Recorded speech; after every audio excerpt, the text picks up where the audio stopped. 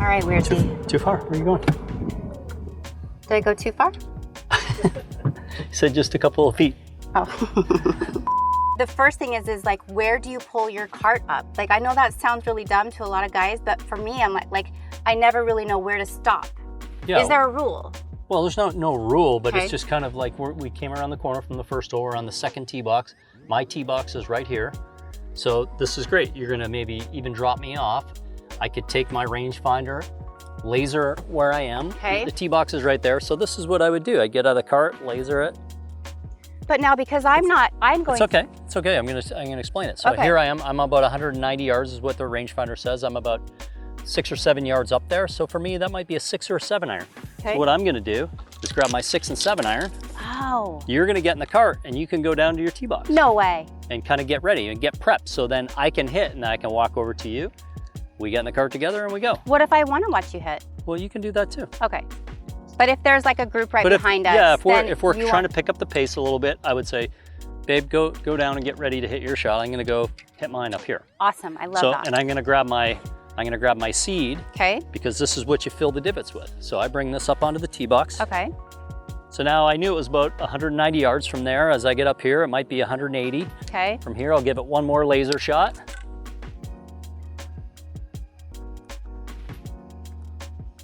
Okay, it's 183 yards. Okay. I have a 6 and a 7. Those are, probably a little 6 iron for me.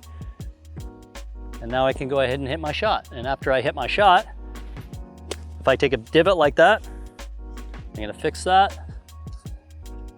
I'm gonna put a little seed in. And we go. So you don't need to dump it. Like, No, you don't how need much to- seed do you actually use? I mean, You just want to cover the brown. yeah, just Okay. cover the brown up. Okay, so we take this with us. Yeah, it's on the cart. So we It's take- on all the carts. Yeah. So approximately from the cart, it was about 130 yards. So if for some reason you shot 170, that means you're probably hitting the hill behind, not the pin.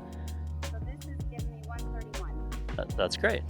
And there's a little breeze, so it's playing a little longer because the wind's Coming at me. coming at you a Okay. little bit. So I would say I hit my 7 iron 120 yards Okay. on average. Yeah. So, and I feel really comfortable with my 7. So that's good. I mean, I would say hit your 7, even though it might not get all the way to the hole. You feel confident with it. You're probably going to make a better strike with it. Okay, so Yes. What are you bringing with you? do I use a tee Yes. on? Always. When you can use a tee, always use it. Always use it. Even though I'm not using my driver, Right. I would this is say a tee box, it's a so tee I box. can use a tee because it's a tee box. Yes. Love it. Yep. I would always use it. Okay, and I'm gonna use this smaller one. Yeah. Okay. All right. Bring your seed. How about your seed? Oh, my seed. See, these are the habits we have to get into. Then you don't have to go. You're be right. back and forth. Tell me about what's happening here. I cannot, like, Tee in front of it, tee in front of it. and you could tee up to 2 club lengths behind. Okay. So you have all this room up to 2 club lengths behind the tee box. Why would I want to go? Let's say you hit your 7 iron 140 yards, and this shot Oh. was a little too far. You're like, oh, I'm just gonna move it back just a little bit. Do you ever do that? Yeah. Oh, But you can't go back more than 2 club lengths. okay. Got it. Yeah. And how do I know? There's ways to, tee up on the left side or right side depending on the wind and the shape of the hole and things. Okay. But I would just, find a nice flat piece of grass and tee the ball up where you can feel like you're comfortably aimed. I notice like sometimes you'll put it down quite like farther. Yeah, you want to have it down like that for an iron shot. Because I'm up using an iron. Right. Because this isn't as big as the driver. Yeah, and you're hitting down on an iron shot. With the driver, you're swinging up on it a little bit. Okay. Yeah.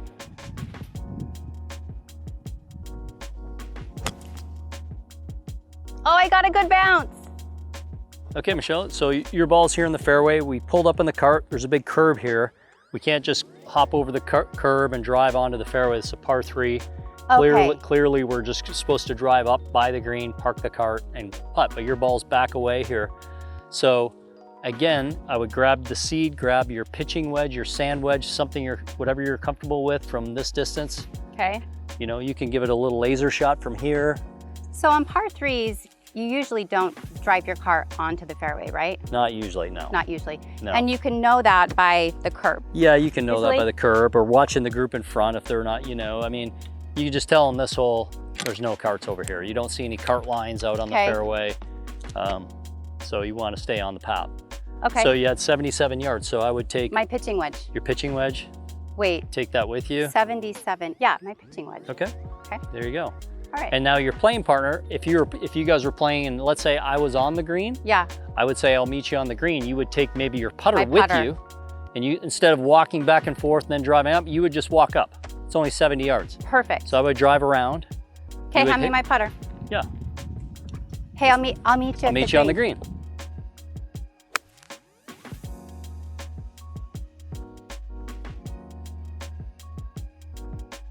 Oh my gosh, that was good.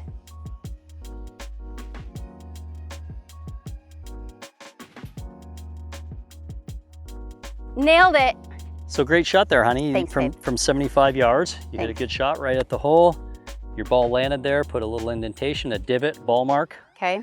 Do you know how to fix those? I learned from Kelly Ames. Yeah. But as I'm sitting here, I'm realizing that I didn't take her advice and keep a tee on me. Okay. I got a couple in my pocket. Good thing I'm with the pro. Yeah. So what we want to do is, see how it's pressed up this way? So we want to kind of push it back, put it in the ground and push it back, and then kind of build it up around and try to build it back to just kind of bounce around. Like, there's actually divot tools that work a little bit better. Okay. But I'm pushing in and up like that. And once I get it there, now I can tap that all down. And see all these brown marks? Yeah. These are unfixed ball marks that people haven't fixed. And this is what happens when you don't fix them. They leave all these terrible marks on the greens. Which is such a bummer. It's a bummer. Because it screws up your putt. It does, it can bounce off these.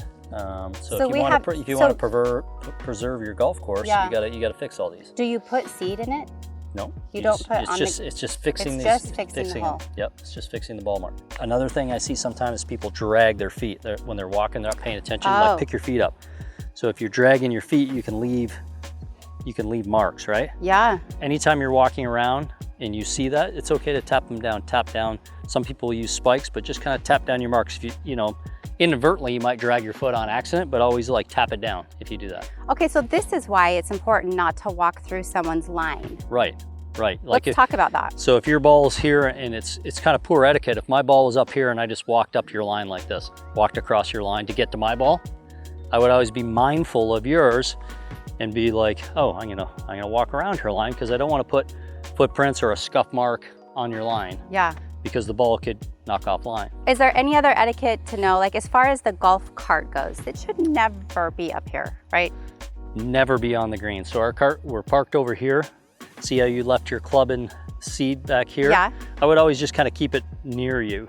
So when you hit this putt, because you had to walk over here and bring this up to the green with you, that's not always going to be the case, but since you did, just keep it near you. So when you get up here, after you putt, you can have your stuff with you and just walk to the cart. You don't have to walk back another 15 yards while the group's waiting for you and then across. Golf is so much of like a logistical game. Yeah, so a lot of the time for new beginners, no one knows. I see them standing looking at each other, they don't know when to putt.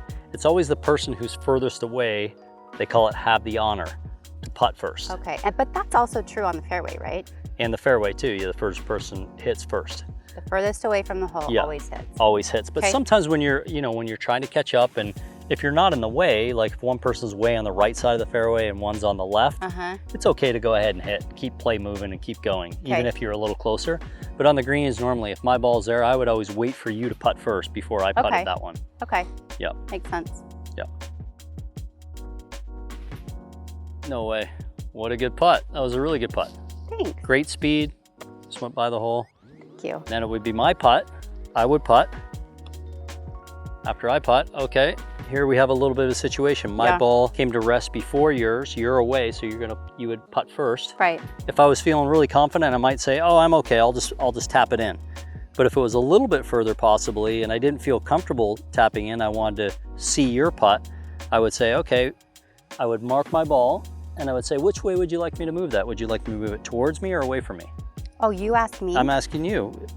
Which way is this coin not going to bother you? Would you like to have it over here? Or would you like to have it over here? I'd like to have it towards me.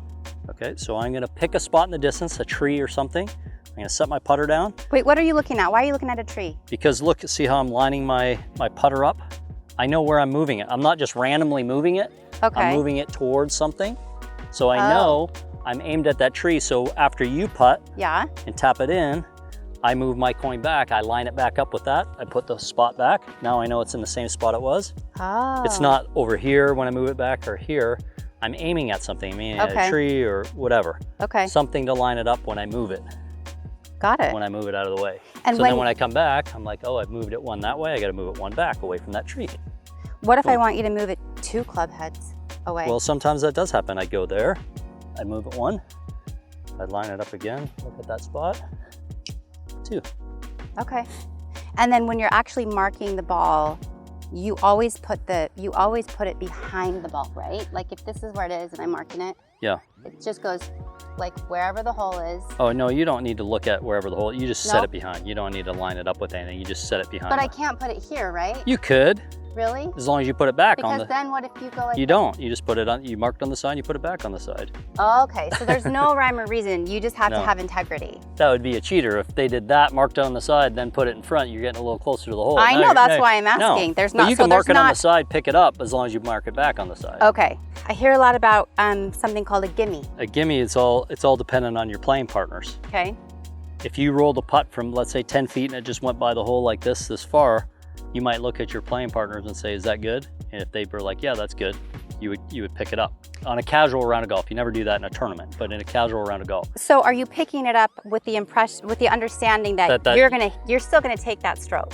Yes, that's you're gonna make that. Like it's impossible to miss that. Yes. Almost. Is there like an understanding of what that distance is for a gimme? I mean, it's different for everybody. Yeah. Some people take liberties with that, take it a little bit further. Yeah.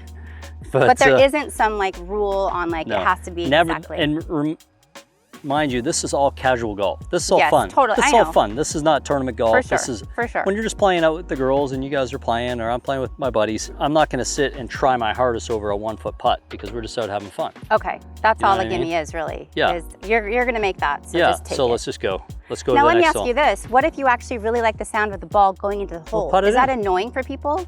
Putt it in. It's okay, right? Yeah, but it's kind of annoying if you're putting it in from like 6 inches away and you're over it and you're like, that's annoying. There's something very satisfying about knowing that you actually put the ball into the hole. Okay, do it. All right. Good thing I love you. It's a good thing.